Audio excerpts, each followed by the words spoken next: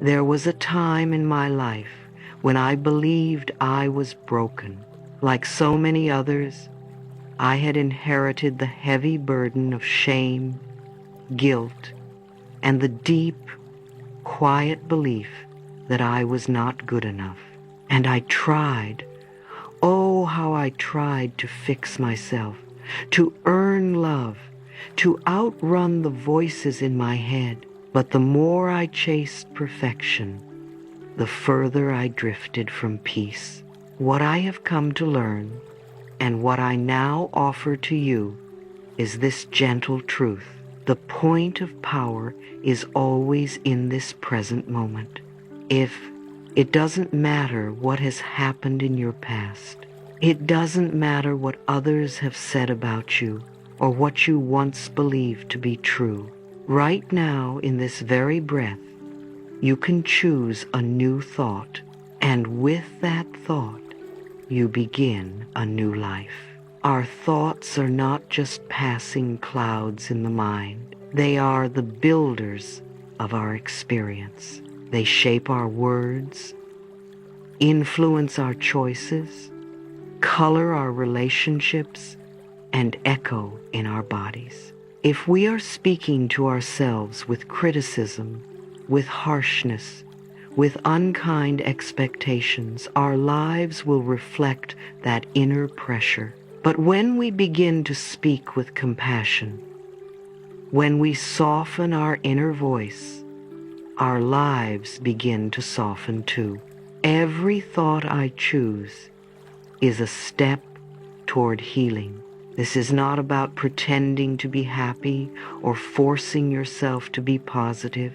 This is about learning to be gentle with yourself, to treat your mind as a garden, not a battlefield. Many of us were taught that punishment leads to growth, that guilt will make us better, and that suffering proves we're trying. But the truth is far simpler and far more beautiful. As I speak to myself with love, my life shifts. And so, I invite you now to begin again, not with effort, but with willingness.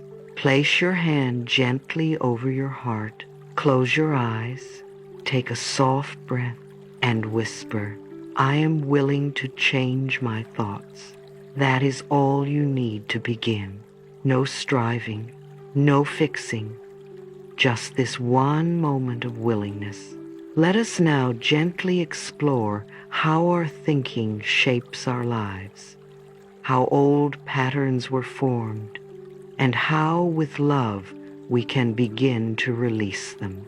If there is one truth that can transform your life, it is this: the point of power is always in this present moment.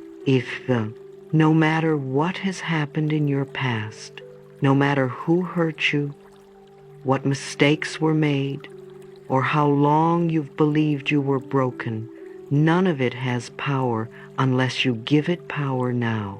We often believe we are at the mercy of our past, dragging behind us years of guilt, shame, and self-blame. But those emotions are not tied to events. They are tied to thoughts. And thoughts can change. The truth is, most of us carry some form of self-hatred. It may be loud and obvious, or it may be quiet, a subtle voice that says, I'm not good enough. I don't do enough. I don't deserve love, rest, or happiness. These beliefs are not facts. They are old patterns, absorbed from childhood, culture, and fear. But we hold on to them as if they define who we are. And as long as we believe them, they shape our reality. They influence how we treat ourselves, how we let others treat us, and what we allow into our lives. When we think thoughts of unworthiness, life mirrors those beliefs. When we think thoughts of love and possibility, life opens like a flower to meet us. You may believe your problems are caused by people, circumstances, or the world out there, but your experience of those things is created in your mind. That's where your true power lives. This is not about blame, it's about freedom. Because if your thoughts are the source of your suffering, then your thoughts can also be the source of your healing. You don't need to change the world. You only need to begin changing how you speak to yourself and how you think about your life. Even one new thought, repeated gently, can become a new reality.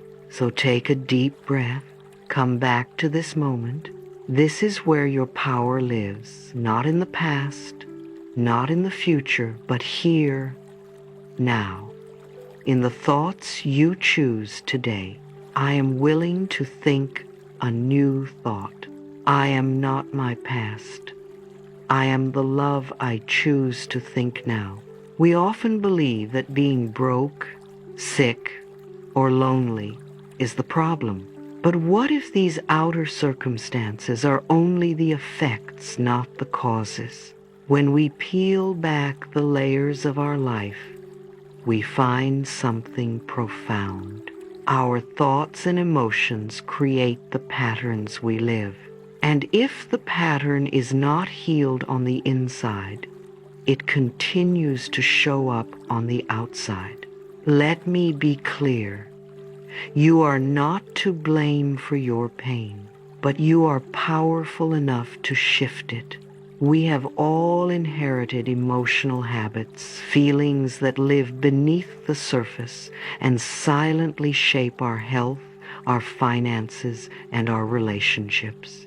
These unspoken patterns are like seeds planted deep in the soil of our subconscious. Over time, they blossom into experiences. Here are some of the most common emotional seeds. Resentment is often at the root of cancer, long-held bitterness that eats away at joy.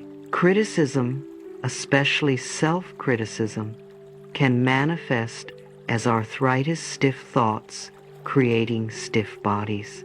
Fear has been linked to many physical conditions, from tension to tumors. Guilt is a heavy emotion that often leads to chronic pain, the body carrying punishment we never deserved. But here's the good news. Healing is possible. When we begin to release these old emotions and choose new thoughts, the body and life respond. Love softens what is rigid. Joy lifts what is heavy. Forgiveness cleanses the heart and allows life to flow again. Gratitude reconnects us with the present. I forgive, I release, I return to joy. It doesn't happen all at once, and it doesn't need to. Every moment you choose love over fear, kindness over criticism, joy over resentment, you take one step closer to healing. Let us remind ourselves, life is not punishing us. Life is responding to us. And as we begin to plant new thoughts rooted in self-compassion, we begin to harvest a new reality. I choose thoughts that nourish my body and my soul. I am willing to release the past and open my heart to joy. When something in life doesn't feel right, our first instinct is often to look outward. We blame the economy for our lack of money, a partner for our sadness, a boss for our stress. And while it may seem natural to point the finger outward, doing so keeps us stuck. Blame disempowers us. Responsibility sets us free. Now, let me be very clear. Taking responsibility does not mean taking blame. It means gently recognizing that our thoughts, our beliefs, and our self-image shape our experiences. Life is always reflecting back to us what we believe about ourselves. If you constantly find yourself being criticized by others, ask, is there a voice inside that quietly says, I deserve this? If love never lasts, is there a belief that says, I am not lovable? If you feel unseen or unheard, do you also shrink yourself in your own thoughts? We live in a spiritual mirror, not as punishment, but as a chance to awaken. Every external pattern offers an invitation to heal the internal story that created it. When we send out harsh criticism, it returns. When we extend love, love returns. What we give is what we live. You don't have to solve everything overnight, but if you can become willing to look in the mirror of your life with curiosity, not judgment, you'll begin to see the patterns. And once you see a pattern, you can choose to change it. I take gentle responsibility for my life. I am willing to see myself with love and honesty. Responsibility is not a burden. It is a doorway to freedom. Every great change begins with a gentle thought, and one of the most powerful, life-opening thoughts you can ever choose is this: I am willing to change the pattern in my consciousness that created this condition. You don't need to know how the healing will happen. You don't need to know what steps to take yet. You only need to be willing. That single, quiet willingness opens a doorway in the mind, and life begins to walk through it. Most of the patterns we live with today were planted early. From the ages of 3 to 5, we absorb emotional messages like little sponges. We don't analyze them, we believe them. We are told, be quiet. You're too much. You're not trying hard enough. Good children don't cry. You'll never amount to anything.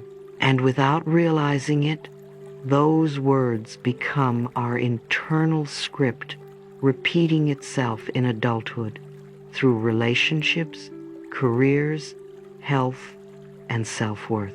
But we are not trapped in those stories. The mind that learned fear can learn love. The child who believed pain can now choose healing. You are not that frightened child anymore. You are the wise, loving adult who gets to write a new script. Often we wait to change until crisis arrives, until pain demands it. But resentment, fear, and guilt are not emotions we must carry forever. We can begin to dissolve them today, not from fear, but from love. You can choose victimhood, or you can choose empowerment. Both are available, and life will support the path you choose. I am not stuck. I am teachable. I am willing to release the patterns of the past. Let your willingness be the light that guides you. No force, no shame, just openness, just love. We are always living in the reflection of our beliefs. Whatever we hold to be true in the quiet of our mind becomes the lens through which we experience the world. If we believe deep down that we are unlovable, then love will feel distant. People may seem cold. We might attract rejection or cling to those who cannot give what we need. But if we begin to believe that we are worthy of love, life rearranges itself to reflect that truth. We attract warmth, connection, and kindness because we allow it in. Life is always listening to me. Life reflects what I believe. This is especially true when it comes to illness and pain. So often, physical symptoms are the body's response to long-held emotional wounds. One of the greatest blocks to healing is unforgiveness. We may not even realize we are holding on, but resentment, old hurts, and silent anger live in the body, and over time, they wear down the spirit and the cells alike. If there is pain in the body, ask gently, who do I need to forgive? Forgiveness is not about agreeing with what someone did. It's not about saying it was okay. Forgiveness is about setting yourself free. It is about no longer drinking the poison of the past. It is about opening space in the heart for peace to return. You may also need to forgive yourself for not knowing better, for staying too long, for not speaking up, for being human. I forgive, and I set myself free. I am willing to see myself and others through the eyes of compassion. The moment you begin to forgive, you open a pathway to love.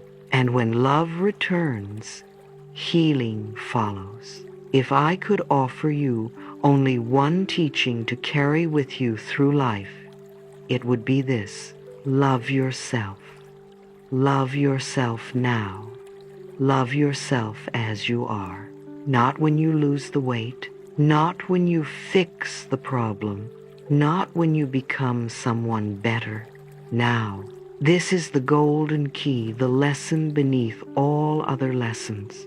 When we love and approve of ourselves exactly as we are, real change begins. Why? Because love creates a safe space for growth. Criticism closes it down. Most of us have been taught to criticize ourselves into improvement. We scold the mirror.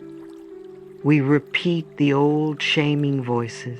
We think that if we just push harder, we'll become someone worthy. But all that pressure only makes us shrink.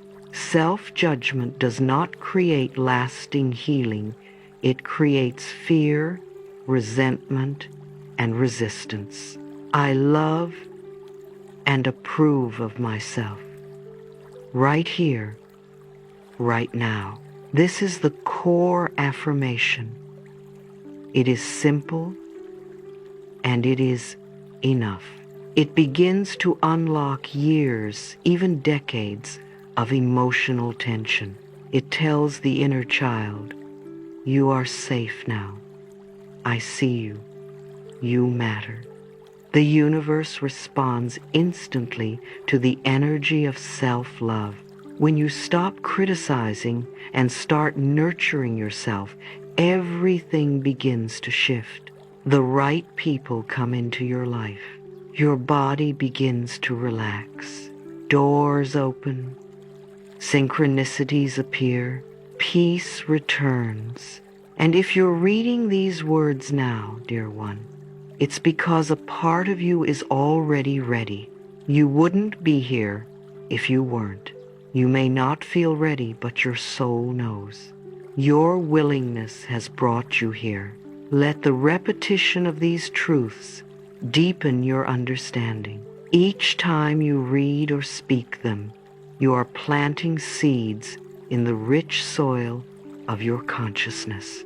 And as you water them with attention, gentleness, and daily care, they will grow. I am learning to love myself more each day. I approve of myself. I am safe to grow in love. Métis, inside you are treasures, gifts of wisdom, joy, and creativity waiting to be uncovered. And it begins with loving the self. So often, we look at our lives and see problems we want to fix. We focus on the weight we want to lose, the illness we want to cure, the money that feels out of reach, the loneliness we want to end, the job that drains us, the relationship that feels stuck or broken. But these outer struggles, as real as they feel, are not the root, they are the effect. The cause is always within, in our thoughts, beliefs, and unhealed emotions. This is not something to fear, it is something to celebrate. Because if the cause is within, then you hold the power to change it. Without healing the root, we often find ourselves solving one problem only for another to appear in its place. We fix the money issue, and suddenly a health issue arises. We lose the weight, but still don't feel lovable. We leave one relationship and find the same patterns repeating in the next. This isn't failure, it's a spiritual invitation, a loving nudge that says, come back inside. Let's look at what's really going on. It is now safe to do that. It is safe to gently look within and ask, what do I believe that keeps creating this? Maybe there's a belief that says, I'll never have enough. I don't deserve to be healthy. I'm not worthy of love. I always mess things up. These are not truths. They are old ideas, and you are allowed to release them. You are safe to grow. You are safe to change. You are safe to heal at the root, not just at the surface. I am willing to look within and heal what is ready to be released. Every outer problem is an opportunity to love myself more. One of the most powerful ways we can begin to free ourselves is by gently becoming aware of the pressure words we use every day. And one of the most damaging yet most common is the word should.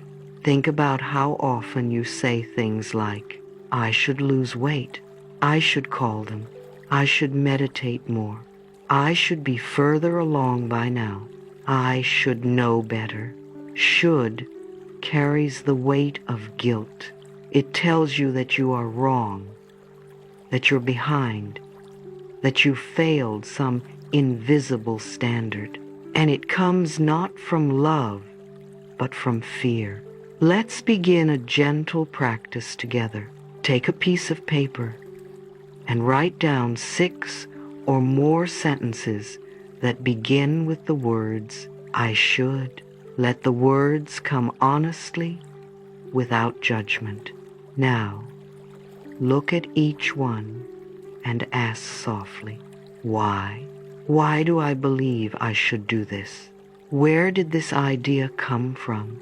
Is it something I truly value? Or something I inherited from someone else?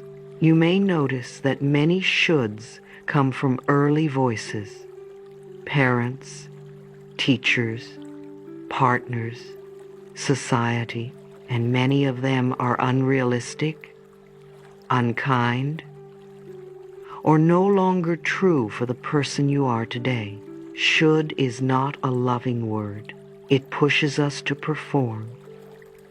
It keeps us in cycles of guilt. It says, you are not okay as you are. But there is a beautiful alternative. Could. Could opens the heart. It offers choice, not obligation. It says, this is something I might choose if it aligns with my truth.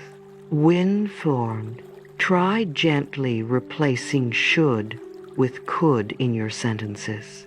I could take better care of my body if I really wanted to. I could explore meditation if it feels supportive. I could make that phone call when I'm ready. You see, the pressure dissolves. You are no longer pushed by shame.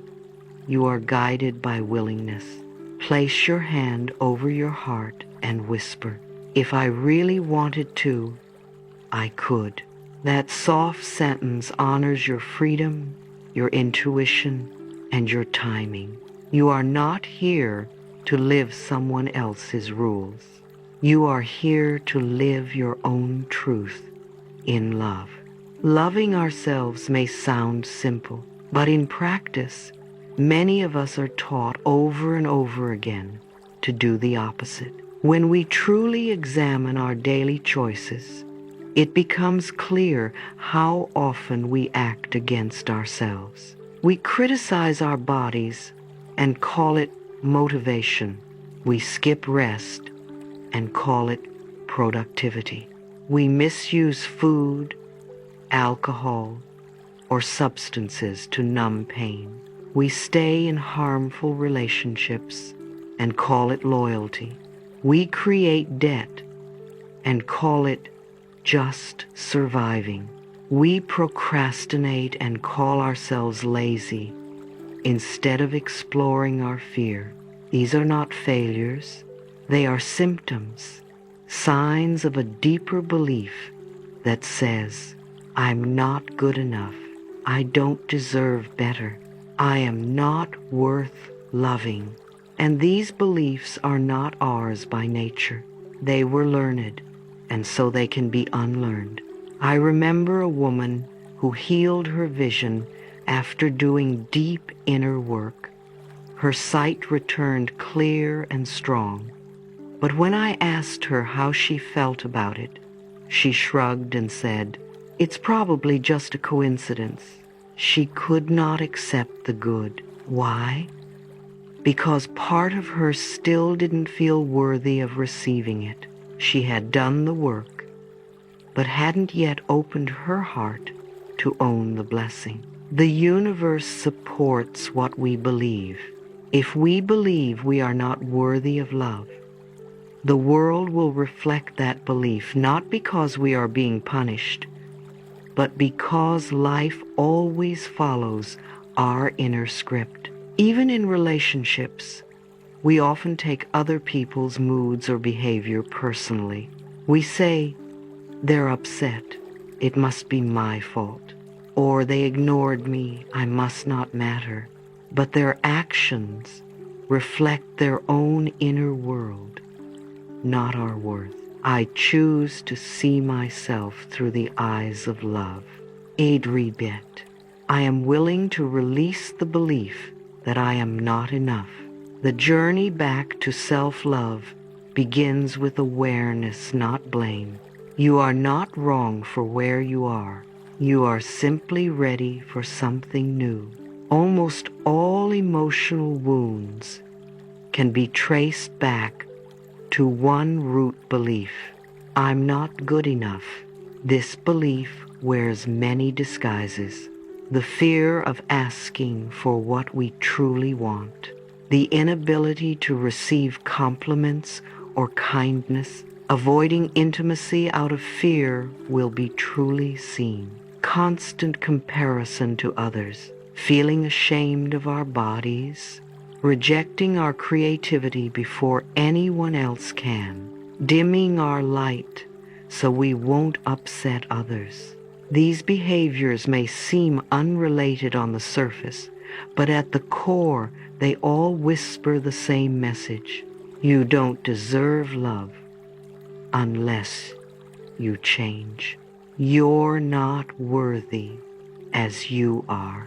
But here is the truth, dear one. That belief is not truth. It is a habit of thought. We were not born believing we were unworthy. We learned it from voices, environments, experiences, and repeated messages that made us question our value. So the real question is not, what's wrong with me? The real question is, where did I learn to stop loving myself? Did it begin in childhood when praise was rare and criticism came easily? Did it begin in school when our uniqueness was mistaken for defiance? Did it come from religion where love was earned and shame was expected? Did it come from trauma, when survival taught us to disconnect from who we really were? Wherever it began, please know this: it can end now, not with punishment, not with pushing, but with awareness and with love. The belief that I'm not good enough is not my truth.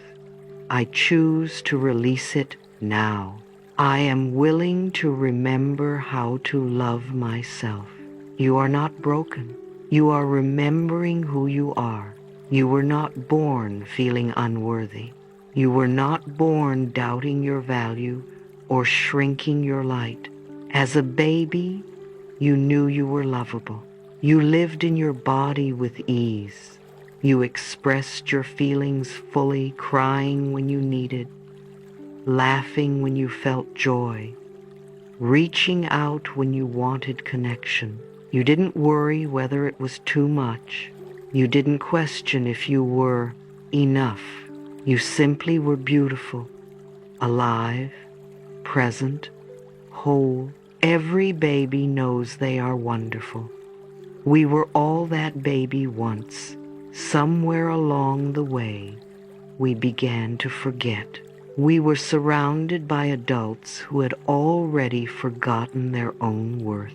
And in their fear, control, and judgment, they taught us to doubt ourselves. We were told to be quiet, to behave, to toughen up, to do better, to try harder, to not cry, to not need, to not feel.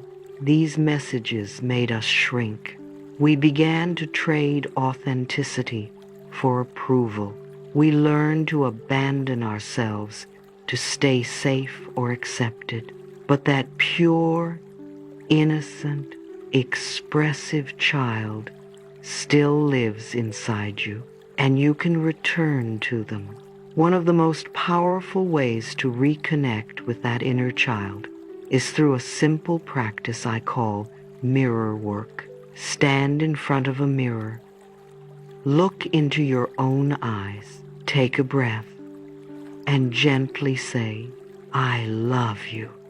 I really, really love you. I accept you exactly as you are.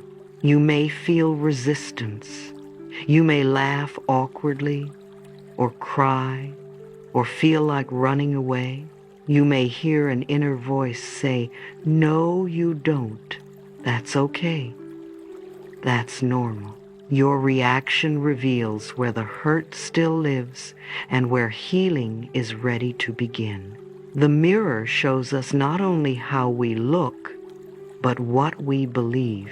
Try again tomorrow and the next day. Let the words soften you. Let the eyes of your child self see love returning at last. I am willing to remember the truth of who I am. The child in me is still lovable, still whole, still worthy. Let this be your new beginning, not of becoming someone else, but of coming home to yourself. If I asked you, what do you love about yourself? Would you pause? Would your mind go blank? Would you feel uncomfortable? Now, what if I asked, what's wrong with you? For many people, that list comes easily. We are so used to criticizing ourselves. We do it without thinking. I talk too much. I never finish what I start. I'm too emotional. I'm lazy. I'm a mess. I can't do anything right. I'm always behind. I don't look how I should. Let's make that list now, not to shame ourselves, but to bring those old, painful thoughts into the light. Take a few quiet minutes and write out your own list of self-criticisms. Let them come, one by one. Breathe gently as you do.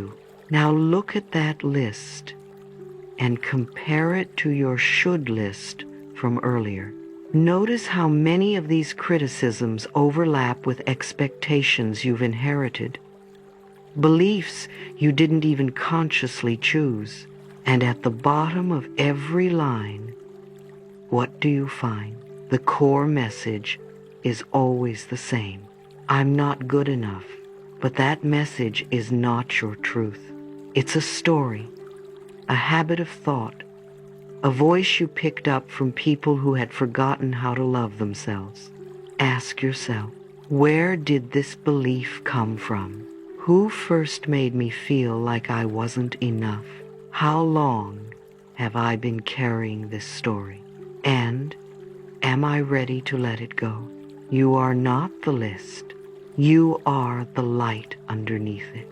And the fact that you're here doing this work means you're already choosing something better. I release the belief that something is wrong with me. I am enough.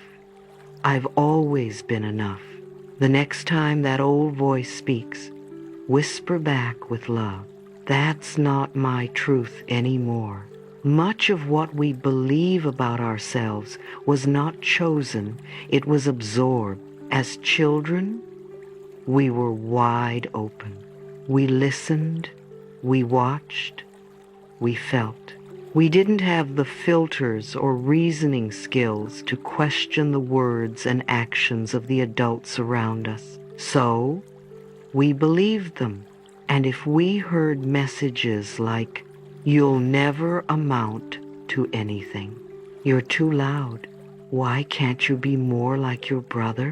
"You're so clumsy," "You should be ashamed of yourself," "Don't cry, or I'll give you something to cry about," "You'll always be a burden," "If God," even if those words weren't said outright, they were often implied through tone, body language, or silence.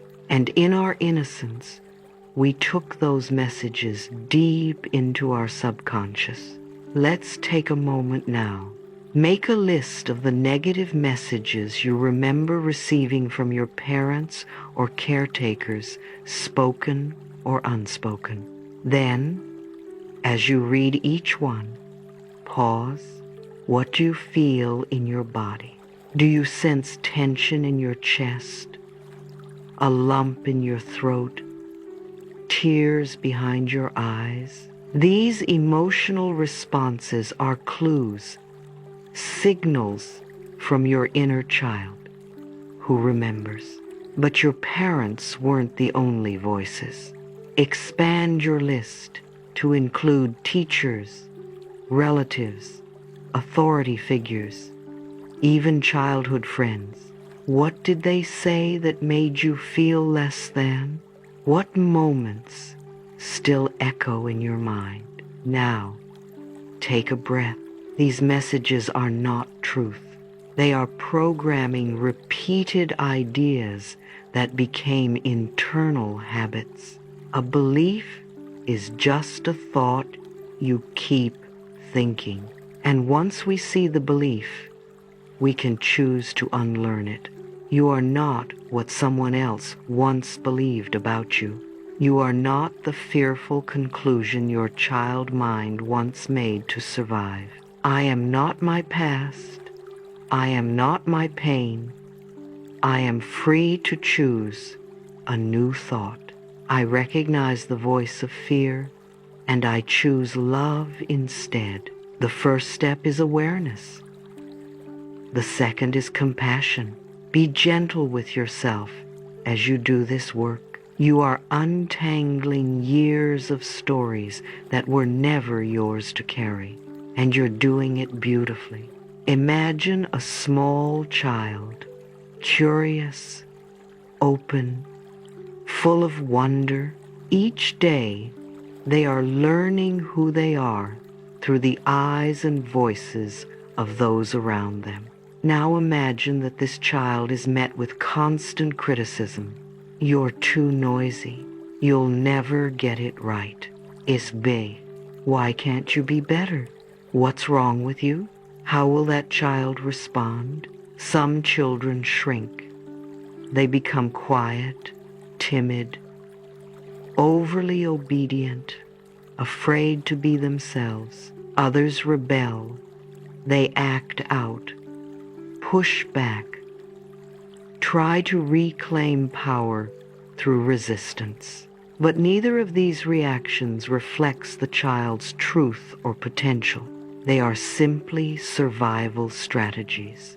Now, imagine another child, one who is met with love. You're doing your best. I believe in you. It are. You're allowed to make mistakes. You are loved, no matter what. That child will grow with confidence. They will feel safe to try, to fail, to grow. They will trust their voice. They will bloom. The words we hear become the beliefs we live. And this is true for every one of us. If you were raised in a garden of fear or criticism, you may still be carrying those early beliefs. But the beauty of being an adult is this: you get to reparent yourself now. You get to speak new words into your heart. The story of your childhood does not have to be the story of your life. You are not limited by the beliefs others placed upon you.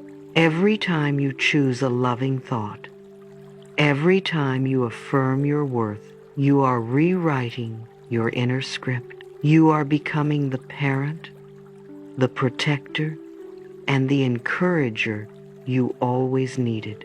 I speak to myself with kindness and care. I am becoming who I was always meant to be. I am. The child within you is listening, and with your love, they can finally come home. You have come so far. You've looked within, not with judgment, but with awareness. You've traced your thoughts to their roots and seen how old beliefs shaped your reality. You've touched the tender places, and through it all, you've done one powerful thing. You've been willing.